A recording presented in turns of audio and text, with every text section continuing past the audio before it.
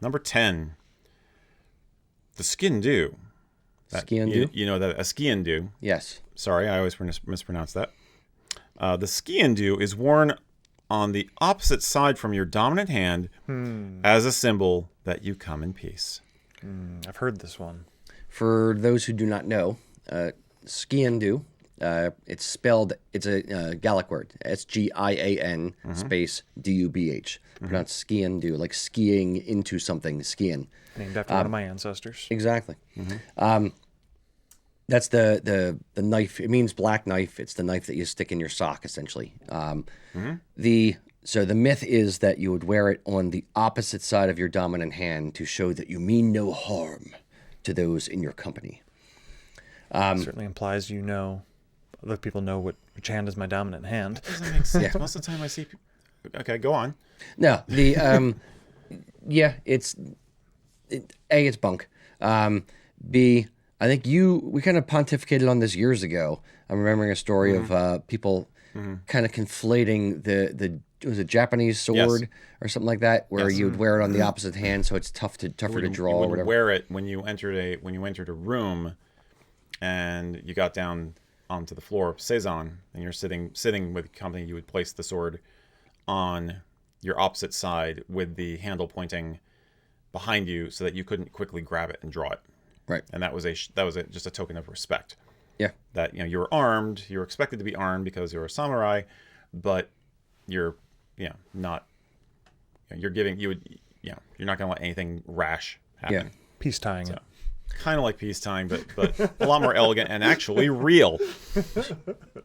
So yeah, I suspect that's where this myth came from. I really do.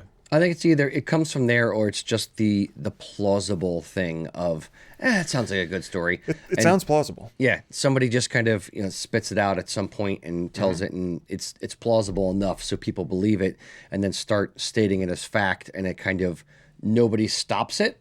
Therefore, because nobody knows the truth, so it just kind of takes off.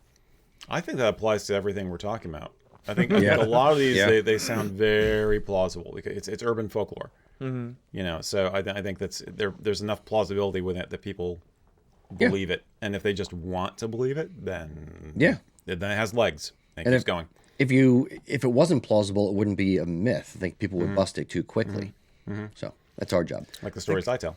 Exactly. It's easy to do that kind of thing with specifically kilts and the culture. I think because so many folks that we talked to didn't grow up wearing kilts, something they found on their own. They didn't learn it from their dad. Some people, that's true. Some people did learn it from their parents and wore them as kids, but most people today probably haven't. I know I found it on my own. You found it on your own. I assume you did as well. Yeah.